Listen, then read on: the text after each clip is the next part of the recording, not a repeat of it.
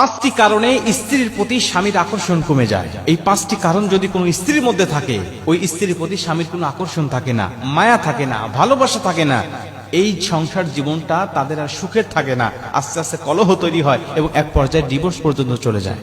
প্রিয় মা বোনেরা, এজন্য এই পাঁচটি কারণ দেখবেন আপনার মধ্যে আছে কিনা। যদি থাকে তাহলে আজকে থেকে ত্যাগ করার চেষ্টা করেন, আজকে থেকে তা পরিত্যাগ করার চেষ্টা করেন। দেখবেন যে আপনার সুখের সংসারটা সুখের থাকবে, এটা আর কখনো অশান্তি আপনার এই সংসারে আঁচ করতে পারবে না। এক নম্বরে, স্বামী যা বোঝায় স্ত্রী যদি তার উল্টা বোঝে। স্বামীর থেকে স্ত্রীর বুঝ যদি বেশি হয়, স্বামীর কথার প্রতি কোনো আনুগত্য যদি না থাকে, স্বামী একটা কথা বলছে, আপনি পাল্টা যুক্তি দিয়ে বলছেন না তোমার কথা ভুল, তোমার কথা মানি না, আমার কথাই সত্য, এটাই যুক্তি, সঠিক যুক্তি, তোমার যুক্তি ভুল, এমন যদি হয়, এই স্ত্রীর প্রতি স্বামীর আকর্ষণ আস্তে আস্তে কমতে থাকে, তার প্রতি কোনো মায়া থাকে না, আস্তে আস্তে কমতে থাকে এবং কমতে কমতে এমন পর্যন্ত চলে যায় যে তার সাথে সংসার করার ইচ্ছা, আগ্রহটাই একসময় মরে যায়। এজন্য স্বামী যা বুঝবে আপনি চিন্তা ভাবনা করবেন যে আসলে তার বুঝটা সঠিক কিনা, এর পক্ষে আসলেই দলিল আছে কিনা, তার যুক্তিটা আসলেই গ্রহণ করার মতো কিনা।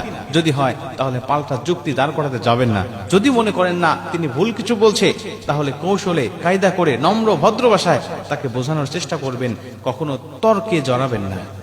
দ্বিতীয় নম্বরে, যেই স্ত্রী স্বামীর মুখে মুখে তর্ক করে, যে স্ত্রী স্বামীর মুখে মুখে তর্ক করে, ওই স্ত্রীর প্রতি স্বামীর কোনো মায়া থাকে না, মহাব্বত থাকে না। তাতে আপনি যতই সুন্দরী হন না কেন, তাতে আপনি যতই বিশ্ব সুন্দরী হন না কেন, উচ্চ শিক্ষিত হন না কেন, উচ্চ বংশের মেয়ে হন না কেন, আপনার প্রতি কোনো মায়া, কোনো মহাব্বত, কোনো ভালোবাসা থাকবে না। এজন্য আপনাকে অবশ্যই নম্র ভদ্র হতে হবে। যে স্ত্রী স্বামীর মুখে মুখে তর্ক করে না এবং স্বামী রেগে গেলে চুপ থাকে, স্বামীকে হাসি দিয়ে, খুশি দিয়ে, অঙ্গভঙ্গি দিয়ে সন্তুষ্ট করার চেষ্টা করে, ওই স্ত্রী যদিও কুৎসিত হয়, ওই স্ত্রী যদিও কালো হয়, ওই স্ত্রী যদিও মূর্খ হয়, নিম্ন বংশেরও হয়, তারপরেও তার স্থান স্বামীর কলিজার মধ্যে থাকে। এজন্য কখনোই দুই নম্বরে স্বামীর মুখে মুখে তর্কে জড়াবেন না। তিন নম্বরে, স্বামীর মতামতের বাহিরে আপনি কোনো কাজ করবেন না। স্বামী যে মতামতটা দিবে, এই মতামতটা আপনি গ্রহণ করার চেষ্টা করবেন। কারণ নবীজি বলেন, আল্লাহর পরে যদি কাউকে সেজদা দেওয়া জায়েজ হতো, আল্লাহ স্ত্রীকে বলে দিতেন স্বামীকে সেজদা করার জন্য।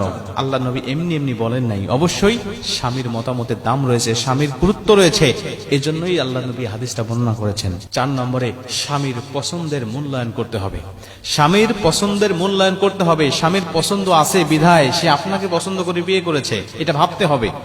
স্বামী যদি পছন্দ করে কোনো কিছু আপনার জন্য নিয়ে আসে, আপনাকে হাদিয়া দেয়, গিফট করে, যদিও সেটা ভালো না হয়, তারপরেও তার সামনে কখনো বলবেন না কি নিয়ে আসছো, এটা কি পড়ার মতো কিছু, এটা কি গ্রহণ করার মতো কিছু, এটা তো পছন্দনীয় নয়, এটা তুমি ফেরত দাও। অনেক মা বোনরা আছে পছন্দ তো করেই না, একটা শাড়ি নিয়ে আসছে জীবনেও সেটা পরে না এবং এটা ফেরত দেওয়ার জন্য তাকে প্রেশার ক্রিয়েট করে। এজন্য স্বামীর চয়েসের উপরে, স্বামীর পছন্দের উপরে সবসময় মতামত আপনি দায়িত্বশীল হবেন, এটা আপনি গ্রহণ করবেন। কোনো কিছু নিয়ে আসলে সাদরে গ্রহণ করবেন, দেখবেন এটা আপনার জন্যই ভালো হবে। সে মাঝে মাঝে আপনার জন্য বিভিন্ন কিছু নিয়ে আসবে হাদিয়া, গিফট হিসাবে। 5 নম্বরে, স্বামীর পরিশ্রমকে মূল্যায়ন করা। স্বামীর পরিশ্রমকে আপনি মূল্যায়ন করবেন। আপনার স্বামী যে পরিশ্রম করুক না কেন, যে পেশায় থাকুক না কেন, সে যখন আপনার ওই পেশা থেকে সে ফিরে আসবে ঘরে, অফিস আদালত থেকে, ব্যবসা বাণিজ্য থেকে, দোকানপাট থেকে অথবা মাঠে ঘাট থেকে যখন ফেরত আসবে, আপনি তাকে একটু সময় দিবেন, আপনি তাকে বিভিন্ন কিছু আগায়া দিবেন, আপনি তাকে বলবেন, হ্যাঁ তুমি অনেক পরিশ্রম করে এসেছো, আমি তোমাকে একটু সময় দিচ্ছি, আমি তোমার ক্লান্তি দূর করে দিচ্ছি।